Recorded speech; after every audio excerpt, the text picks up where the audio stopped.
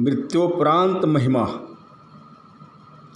आपने ये अवश्य देखा होगा कि यदि सेना के जवान दुश्मन से या आतंकियों से लड़ते हुए शहीद हो जाते हैं तो उन्हें मरणोपरांत यानी कि मृत्यु के बाद भी कोई पदक देकर सम्मानित किया जाता है।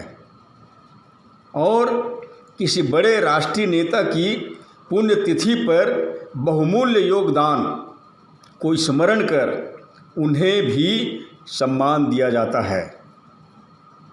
और कुछ महापुरुषों की समाधियों पर लोग फूल चढ़ाकर भी सम्मान देते हैं।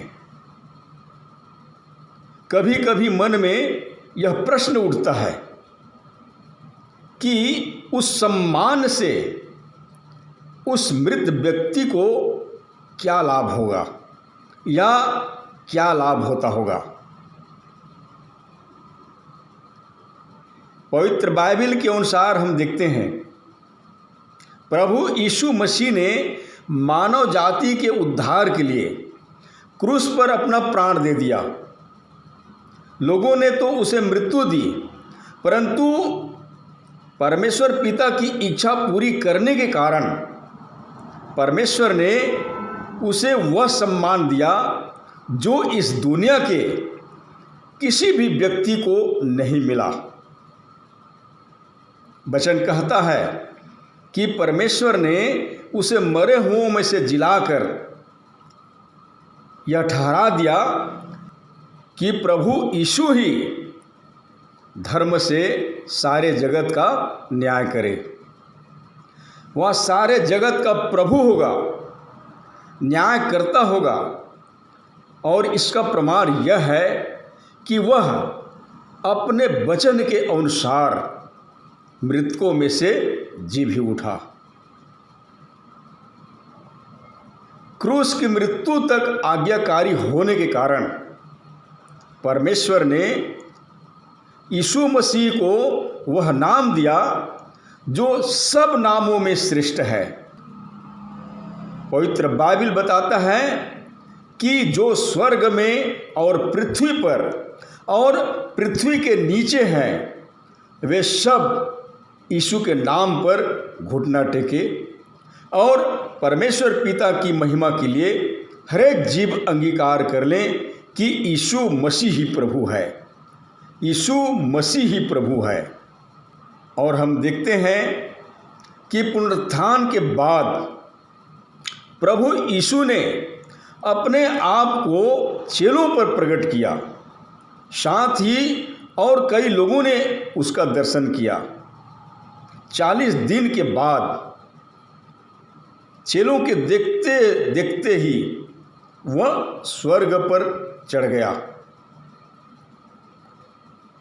पवित्र बाइबल हमें बताती है कि उसके पुनरुत्थान के कारण आज हर एक विश्वासी भी उसी पुनरुत्थान की आशा में एक विश्वास योग्य जीवन को जी सकता है।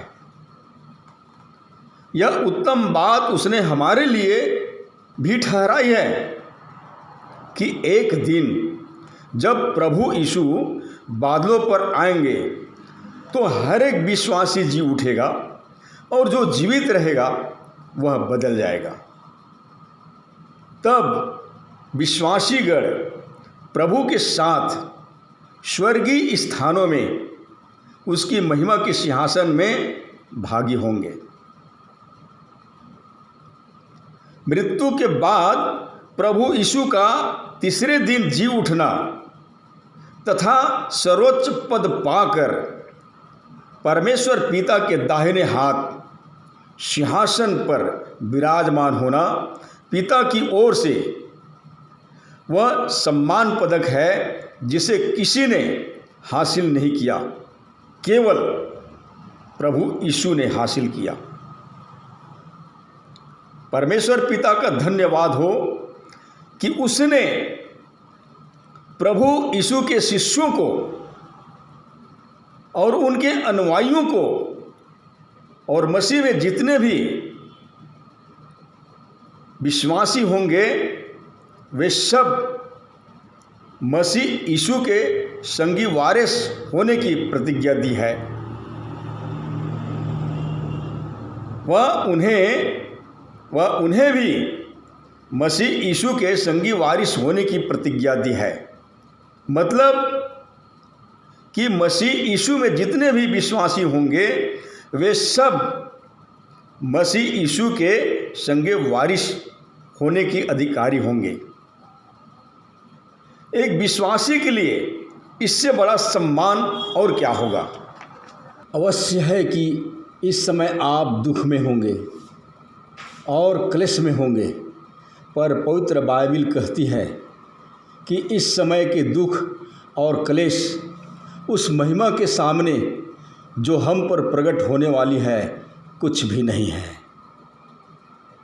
हो सकता है आप सताए जाते होंगे, पर आपको याद रखना है कि यीशु स्वर्ग में बड़ा फल का वादा करते हुए उसने कहा था कि धन्य हो तुम जब मनुष्य मेरे कारण तुम्हारी निंदा करे और सताए और झूठ बोल बोल कर तुम्हारे विरोध में सब प्रकार की बुरी बातें कहें, तब आनंदित और मगन होना, क्योंकि तुम्हारे लिए स्वर्ग में बड़ा फल है।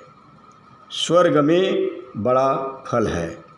और सबसे बड़ी और विशेष बात यह भी है कि तमाम मसीह विश्वासियों को जिन्होंने ईमानदारी के साथ सुसमाचार की आज्ञा अनुसार जीवन बिताएंगे, उन्हें स्वर्गदूतों के सामने स्वयं प्रभु यीशु मसीह के द्वारा धर्म का मुकुट, महिमा का मुकुट और आनंद और बड़ाई का मुकुट और जीवन का मुकुट से सम्मानित किए जाएंगे। यह हमारे लिए बड़े ही गौरव की बात होगी कि राजाओं का राजा, प्रभुओं का प्रभु, प्रभु यीशु मसीह के कर कमलों से हम सम्मानित किए जाएंगे।